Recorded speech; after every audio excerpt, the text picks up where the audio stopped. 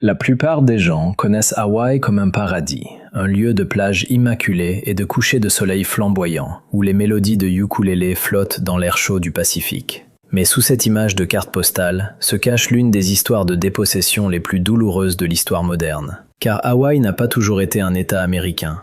C'était un royaume, une nation souveraine dotée de sa propre monarchie, de sa propre constitution, de ses propres ambassades à l'étranger et de sa propre famille royale. Et cette famille royale n'a pas simplement disparu dans l'oubli lorsque le royaume s'est effondré. Petite pause.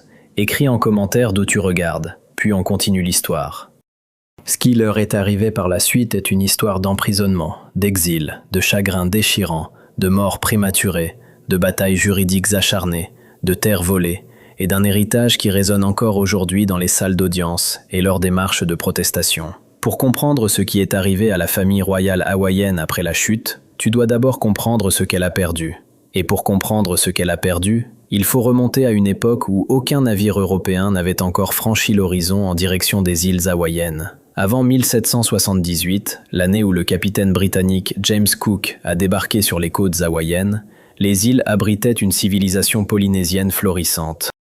Les estimations de la population avant le contact varient, mais les recherches démographiques modernes suggèrent qu'il y avait entre 300 000 et peut-être même jusqu'à 683 000 Hawaïens natifs vivant à travers l'archipel. Ils possédaient un système agricole sophistiqué, une hiérarchie sociale complexe construite autour de chefs appelés alii, une riche tradition orale et un lien spirituel profond avec la terre. Hawaï n'était pas un paradis vide attendant d'être découvert. C'était une civilisation vivante et respirante, vieille de plusieurs siècles. Lorsque Cook et son équipage ont débarqué, ils ont apporté bien plus que de la curiosité. Ils ont apporté la maladie. Dans les 2 années suivant le premier contact européen, environ un Hawaïen natif sur 17 était mort. En 1800, la population avait chuté de près de 48%.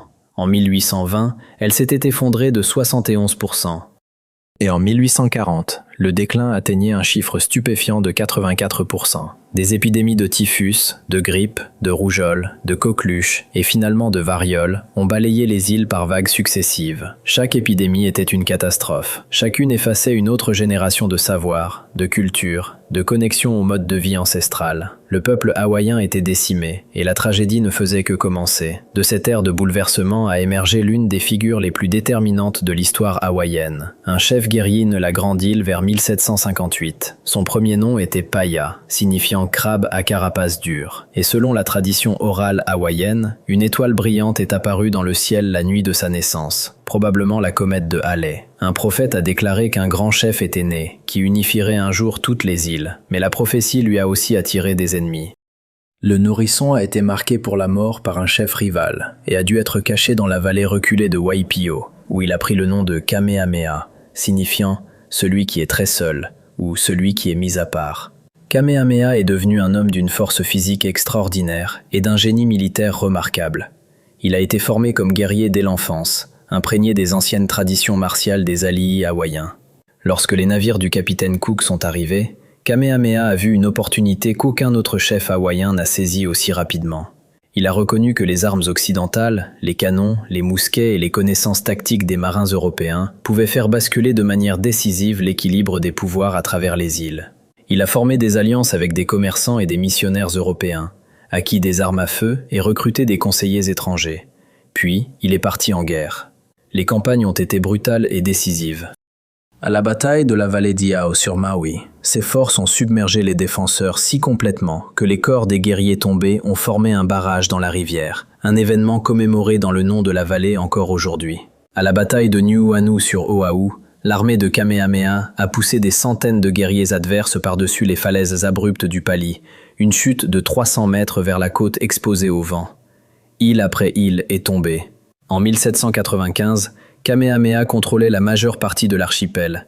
Et en 1810, lorsque le roi Kaumoalii de Kauai a accepté pacifiquement de devenir un tributaire du royaume de Kamehameha, l'unification était complète. Pour la première fois, toutes les îles hawaïennes étaient gouvernées par un seul souverain. Kamehameha Ier a établi une dynastie qui allait perdurer pendant des décennies, transformant Hawaï d'une collection de chefs guerriers en un État-nation reconnu.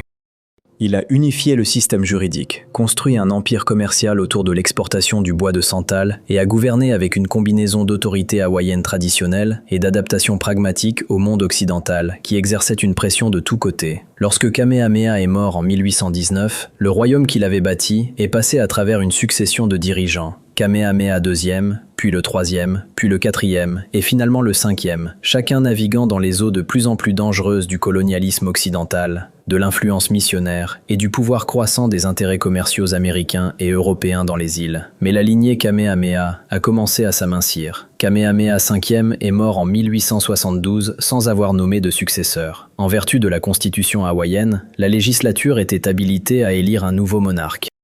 Ils ont choisi William Charles Lunalilo, un chef populaire, mais lui aussi est mort, à peine un an plus tard, une fois de plus, sans héritier. En 1874, la législature a élu David Kalakaua, un homme de haut rang chéfal qui allait devenir l'un des rois les plus dynamiques et controversés d'Hawaï. Kalakaua était un modernisateur. Il a voyagé à travers le monde, devenant le premier monarque régnant de toute nation à faire le tour du globe. Il a apporté l'électricité au palais Iolani avant même que la Maison Blanche ne l'ait. Il a défendu la renaissance des traditions culturelles hawaïennes, y compris le hula, que les missionnaires chrétiens avaient supprimé pendant des décennies. Il a construit le palais Iolani lui-même, une structure grandiose qui reste le seul palais royal sur le sol américain.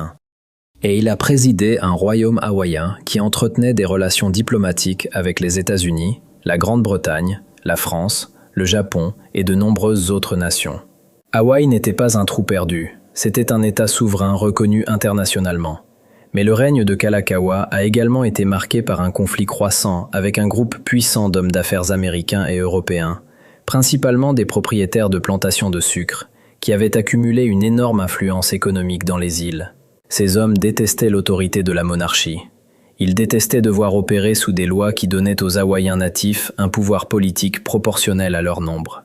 Et ils étaient de plus en plus déterminés à placer Hawaï sous contrôle américain, ce qui leur donnerait un accès en franchise de droit au lucratif marché américain du sucre. En 1887, ces hommes d'affaires ont agi.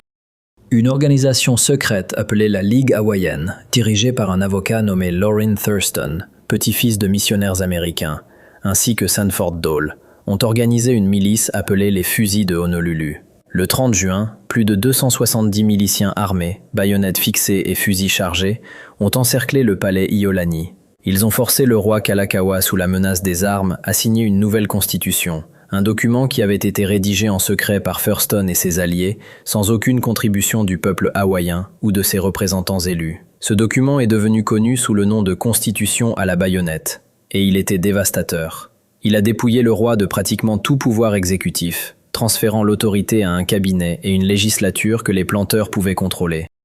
Il a étendu les droits de vote aux résidents étrangers qui possédaient des biens, y compris des Américains et des Européens qui n'avaient aucune citoyenneté hawaïenne. Et de manière plus critique encore, il a imposé des exigences de propriété et de revenus pour voter qui ont privé du droit de vote environ 3 Hawaïens natifs sur 4. Soudain, le peuple hawaïen était devenu une minorité politique dans son propre pays. Les hommes qui contrôlaient l'industrie sucrière contrôlaient désormais le gouvernement. Kalakaua était humilié. Il était roi de nom seulement. Une figure de proue piégée à l'intérieur du palais même, qui était censé être le symbole de la souveraineté hawaïenne. Sa santé s'est rapidement détériorée. En janvier 1891, lors d'un voyage à San Francisco pour chercher un traitement médical, le roi Kalakaua est mort. Petite pause. Si tu es encore là, écris le mot « boussole » dans les commentaires, ensuite on continue l'histoire.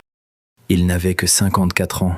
Sa sœur, Lydia Kamakaeha, est maintenant montée sur le trône en tant que reine Liliuokalani. Elle avait 52 ans, posée, digne, profondément religieuse et absolument déterminée à restaurer le pouvoir qui avait été volé au peuple hawaïen par la Constitution à la baïonnette. Elle était également une musicienne et compositrice extraordinaire. Au cours de sa vie, elle allait écrire plus de 160 chansons, y compris ce qui allait devenir la mélodie la plus aimée d'Hawaï, Aloha Oe, une chanson d'adieu qui prendrait finalement un sens bien plus profond qu'elle n'aurait pu l'imaginer lorsqu'elle l'a composée pour la première fois. Liliuokalani n'était pas naïve.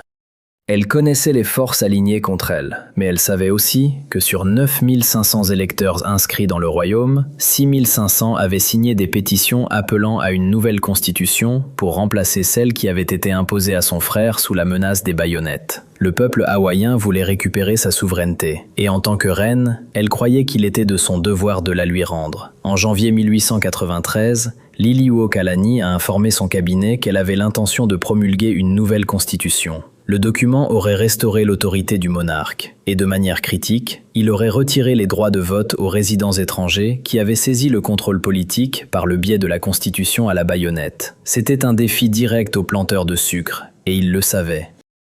Lorne Thurston, le même homme qui avait orchestré la Constitution à la baïonnette 6 ans plus tôt, est passé à l'action. Il s'était en fait préparé exactement pour ce moment. Un groupe secret appelé le Club d'annexion avait été formé au début de 1892, avec l'objectif explicite de renverser la monarchie et d'annexer Hawaï aux États-Unis. Lorsque la reine a annoncé son intention d'adopter une nouvelle constitution, Thurston a rebaptisé ses conspirateurs le Comité de sécurité, leur donnant un nom au son plus respectable pour ce qui était sur le point de se dérouler. Le 17 janvier 1893, le Comité de sécurité, soutenu par la milice des fusils de Honolulu, a saisi les bâtiments gouvernementaux, désarmé la garde royale et déclaré un gouvernement provisoire avec Sanford Dole comme président. Mais ils n'ont pas agi seuls. Le ministre des États-Unis à Hawaï, John L.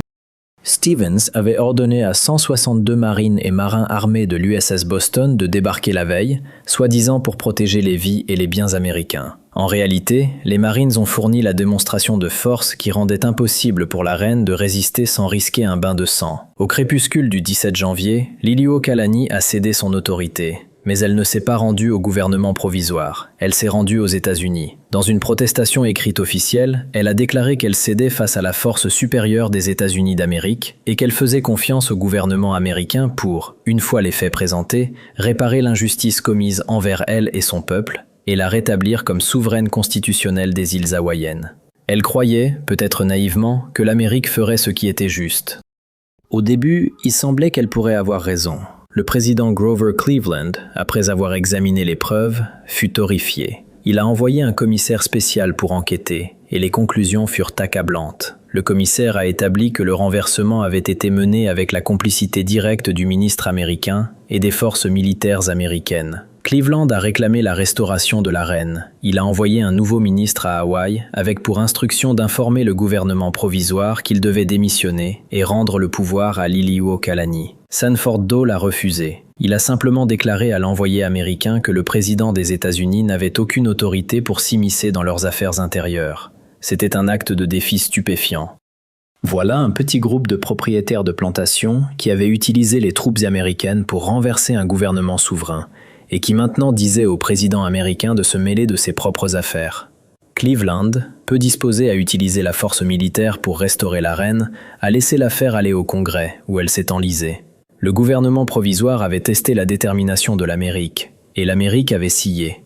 En juillet 1894, le gouvernement provisoire s'est proclamé République d'Hawaï, avec Dole comme président.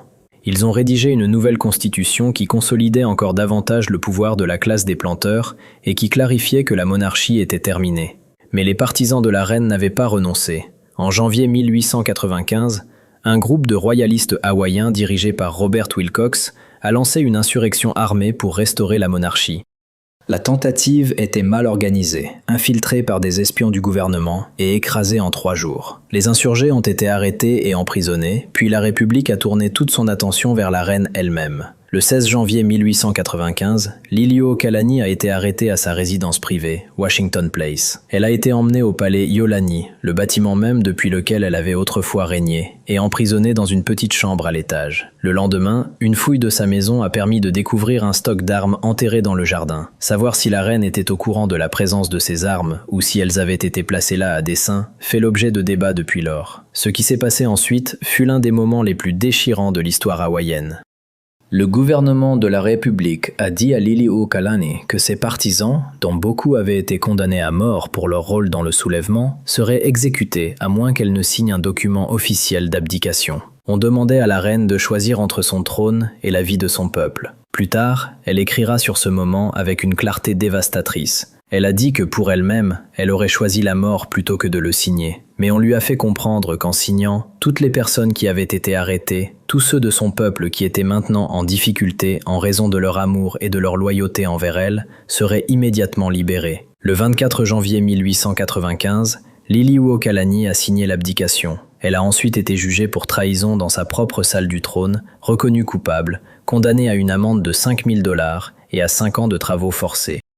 La peine a été commuée en emprisonnement dans la chambre à l'étage du palais Yolani, où elle est restée assignée à résidence pendant des mois. Réfléchis à cela un instant. La monarque constitutionnelle d'une nation souveraine reconnue était détenue prisonnière à l'intérieur de son propre palais, condamnée pour trahison contre un gouvernement qui avait pris le pouvoir par un coup d'État illégal soutenu par une armée étrangère. La cruauté était délibérée. Ils voulaient la briser, mais ils n'y sont pas parvenus. Pendant son emprisonnement, Liliuokalani a composé des chansons. Elle a fait du patchwork, elle a prié, elle a écrit. Elle a transformé son enfermement en un acte de résistance silencieuse et inébranlable. L'une des chansons qu'elle a composées durant cette période était une prière appelée « La prière de la reine », un morceau d'une beauté obsédante, demandant le pardon non pas pour elle-même, mais pour ceux qui l'avaient lésée.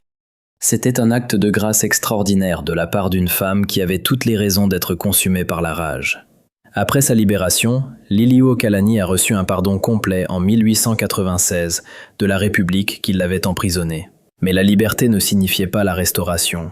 Le 7 juillet 1898, le président William McKinley a signé une résolution conjointe du Congrès annexant formellement les îles hawaïennes aux États-Unis.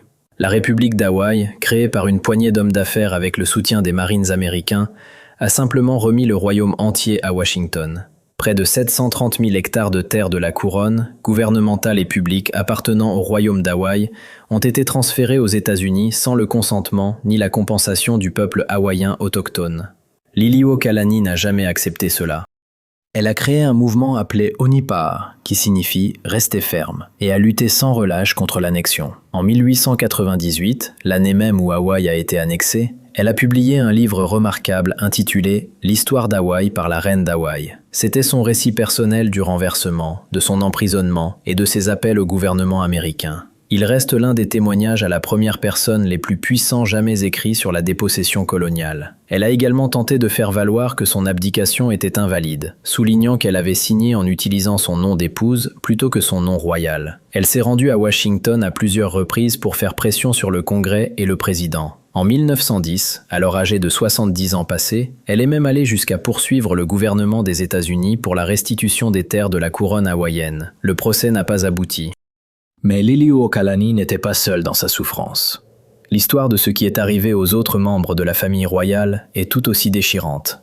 Lorsque Liliuokalani est devenue reine en 1891, elle n'avait pas d'enfant. Elle a désigné comme héritière sa nièce, la princesse Victoria Kaiulani, l'unique enfant de la princesse Miriam Likelike, la sœur de Liliuokalani, et d'Archibald Cleghorn, un homme d'affaires écossais. Kaiulani est née en 1875 à Honolulu.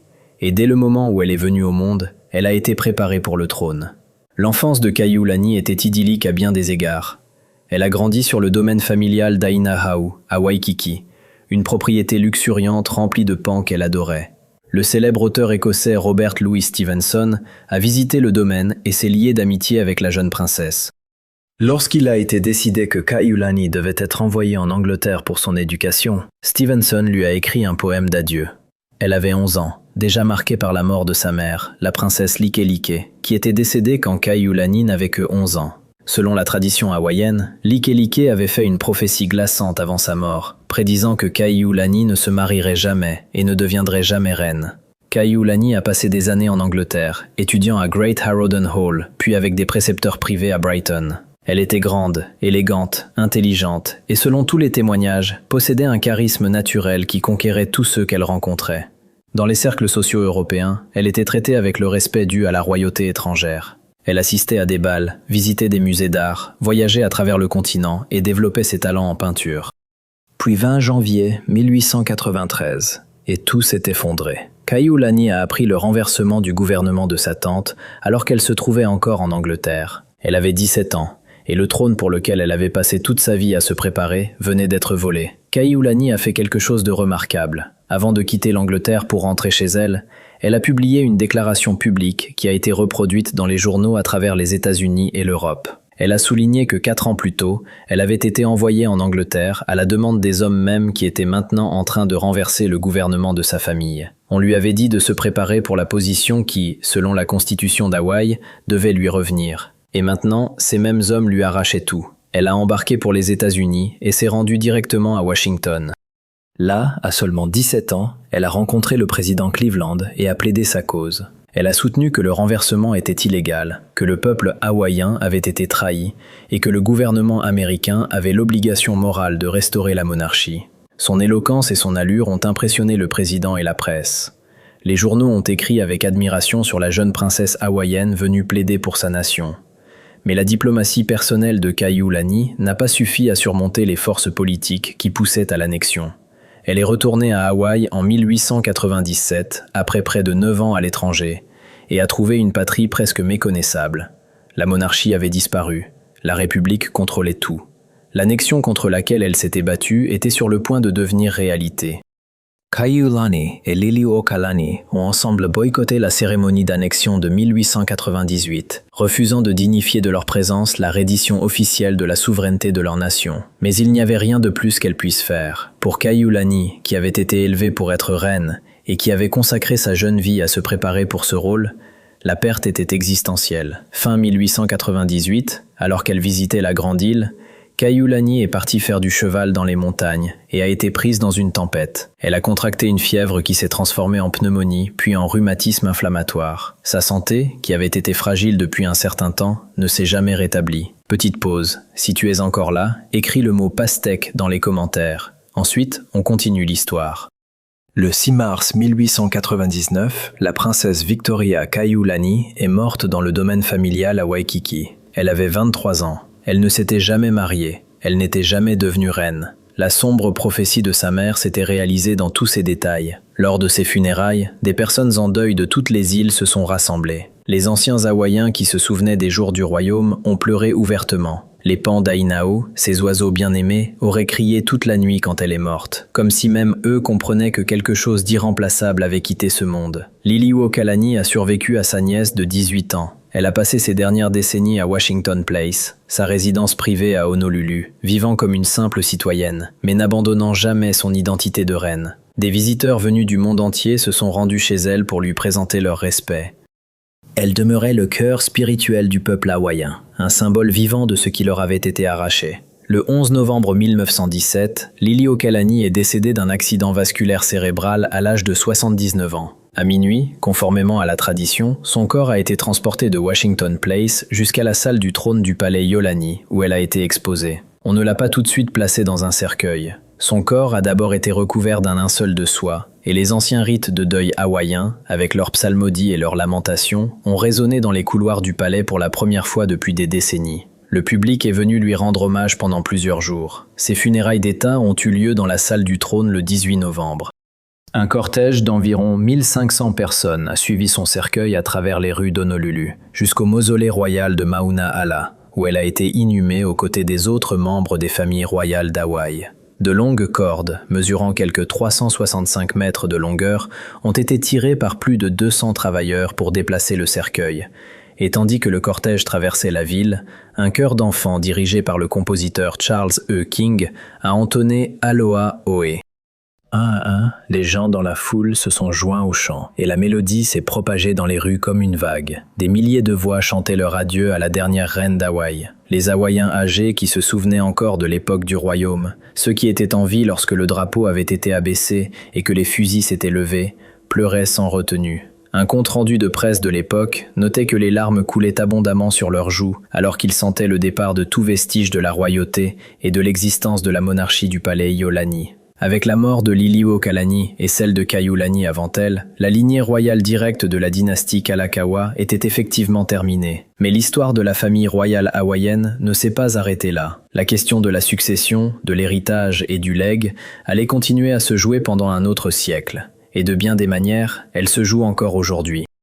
Avant sa mort, Liliuokalani n'avait pas seulement lutté pour la souveraineté. Elle avait également pris des dispositions pour l'avenir. Elle a légué ses biens restants, y compris Washington Place et plusieurs parcelles de terre, pour établir un fonds destiné à prendre soin des enfants hawaïens démunis et orphelins. Ce fonds existe toujours aujourd'hui. Il s'appelle le Liliuokalani Trust, et il continue de servir les enfants et les familles hawaïennes autochtones, perpétuant l'engagement de la reine envers son peuple de la manière la plus concrète qui soit. Mais la question plus large de ce qui est arrivé à la famille royale étendue et de ce qui est advenu de l'immense richesse de la couronne hawaïenne est bien plus complexe et à bien des égards bien plus troublante. Lorsque le gouvernement provisoire s'est emparé du pouvoir en 1893, l'un de leurs premiers actes a été de revendiquer les terres de la couronne du royaume hawaïen.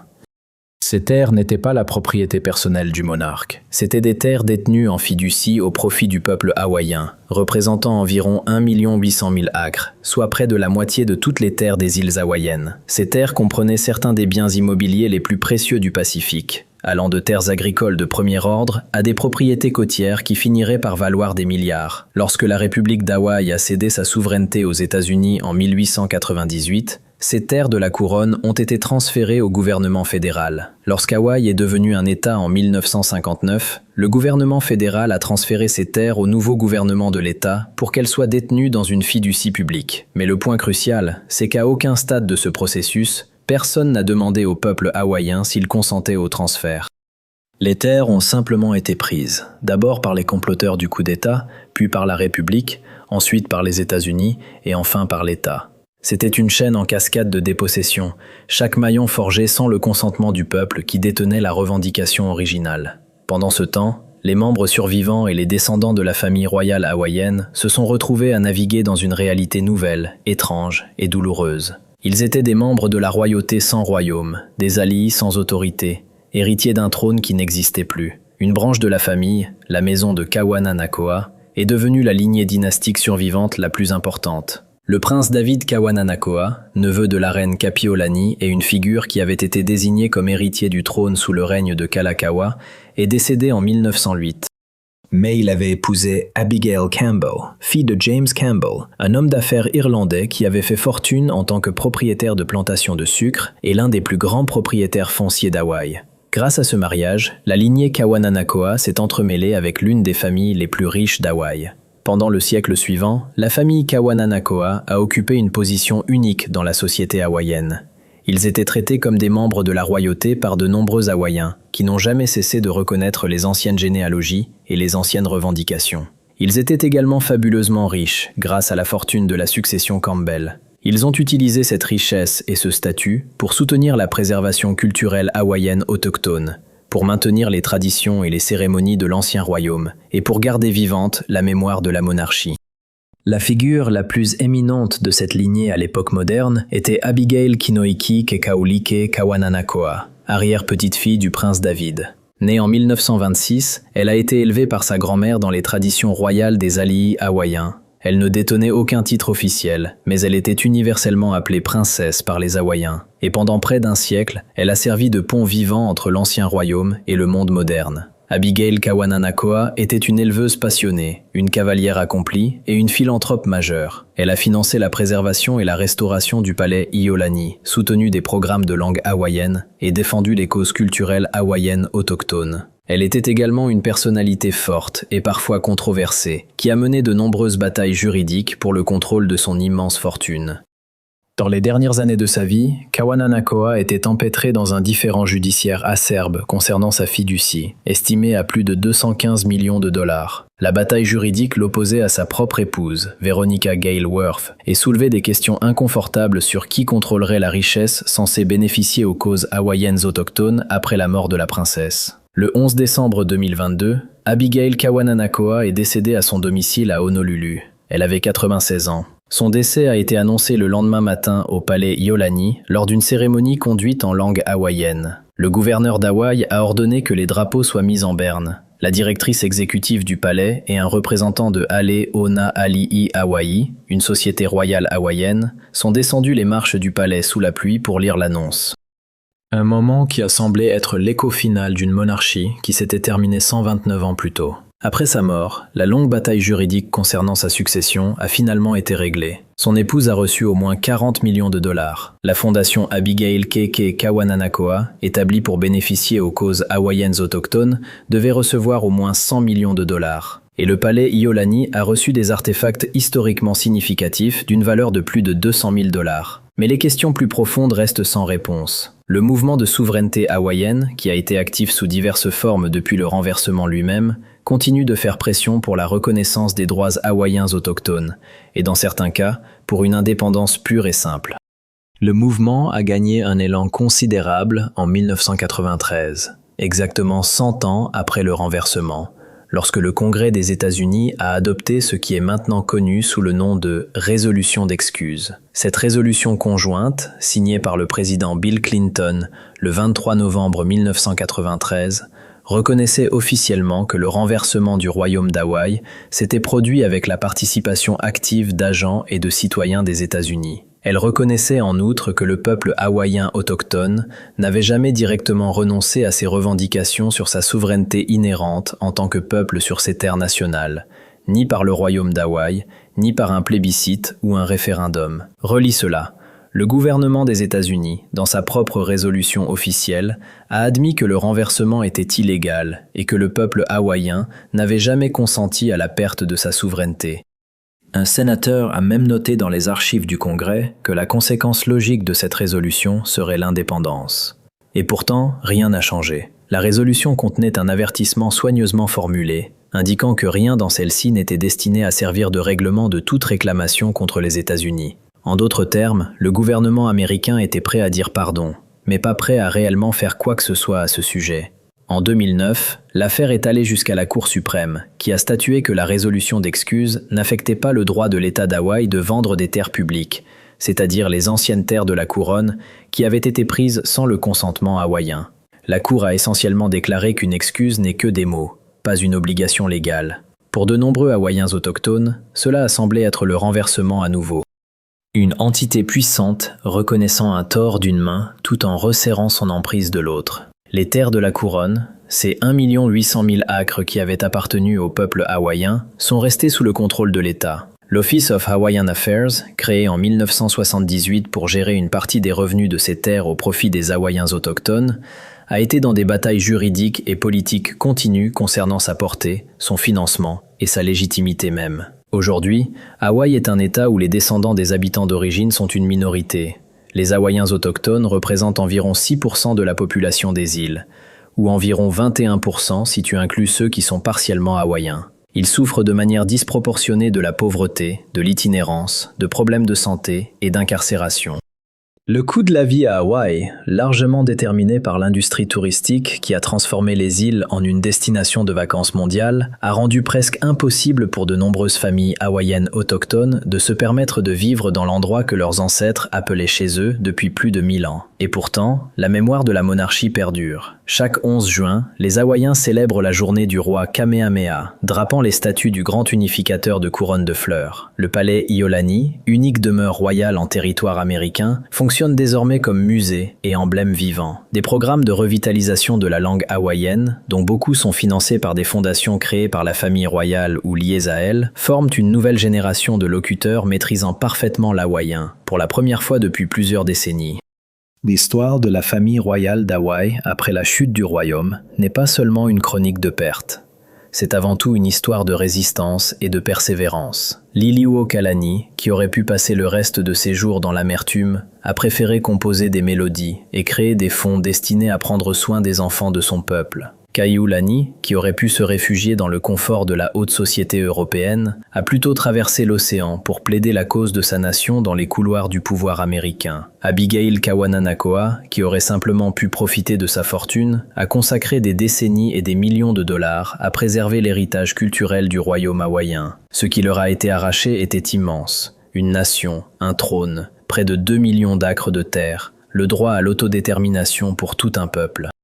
Ce qu'elles ont redonné à travers leur musique, leur philanthropie, leur refus obstiné d'être oubliées, c'est quelque chose qui ne peut se mesurer en acres ou en dollars. C'est l'affirmation simple mais puissante qu'Hawaï était un royaume, que son peuple avait le droit de se gouverner lui-même, et que l'histoire n'est pas terminée. Parce que la vérité, c'est que l'histoire n'est pas terminée. La question de la souveraineté demeure sans réponse. Le statut juridique des terres de la couronne reste contesté. La résolution d'excuses a reconnu une injustice qui n'a jamais été réparée. Et tant qu'il y aura des Hawaïens qui se souviendront des mots « Onipa », tiens bon, l'héritage de la famille royale perdurera. Alors la prochaine fois que tu entendras la mélodie d'Aloha Oe flotter dans l'air chaud du Pacifique, souviens-toi de ce qu'elle signifie vraiment. Ce n'est pas qu'un joli adieu, c'est la chanson d'une reine qui a perdu son trône, mais jamais sa dignité. C'est la chanson d'un peuple qui a été dépossédé, mais jamais vaincu. Et c'est, peut-être, une chanson qui attend encore que son dernier couplet soit écrit. Si tu as trouvé cette histoire aussi bouleversante que moi, n'hésite pas à t'abonner à la chaîne et à laisser un like. Cela nous aide vraiment à raconter davantage de ces histoires, celles qui n'apparaissent pas dans la plupart des manuels scolaires. Et si tu veux approfondir la manière dont le pouvoir, l'argent et l'empire ont façonné le monde dans lequel nous vivons, regarde la vidéo qui s'affiche maintenant à l'écran. Je pense que tu vas vraiment l'apprécier. Merci de m'avoir regardé et à très bientôt. Si cette histoire t'a touché, laisse un like, abonne-toi à la chaîne et active la cloche pour ne pas manquer la prochaine. Dis-nous en commentaire quel moment t'a le plus marqué. Merci d'être resté jusqu'à la fin. On se retrouve pour une nouvelle histoire.